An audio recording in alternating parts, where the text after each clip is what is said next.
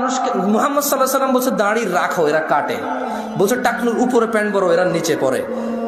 এখন নায়কেরা দাড়ি রাখে, এরা দাড়ি রাখে। আল্লাহ তাআলা বলছে হালাল খাও, এরা সবসময় হারামের প্রতি ঝুঁকে থাকে।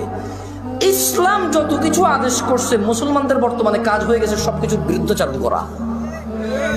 ওয়াল্লাহি যদি শুকর খাওয়া হালাল হতো, কেউ শুকর খেত না, গরু খেত সবাই। যদি মদ খাওয়া হালাল হতো, এই মুসলমানরা মদের প্রতি এত আকৃষ্ট থাকতো না, সবাই পানের প্রতি থাকতো আকৃষ্ট। যদি সুদ আর ঘুষ খাওয়া হালাল হতো, তাহলে আজকের যে মুসলমান আমার চোখের সামনে আসি আমরা, আমার মনে হয় এরা কেউ সুদ আর ঘুষ খেত না। ওয়াল্লাহি যদি নামাজ পড়লে পাপ হতো, তো ফজরে তুমি মসজিদে জায়গা দিতে পারতা না। গান শুনলে পাপ হয়, কনসার্টে জায়গা হয় না। গান শুনলে পাপ হয়, কনসার্টে জায়গা হয় না।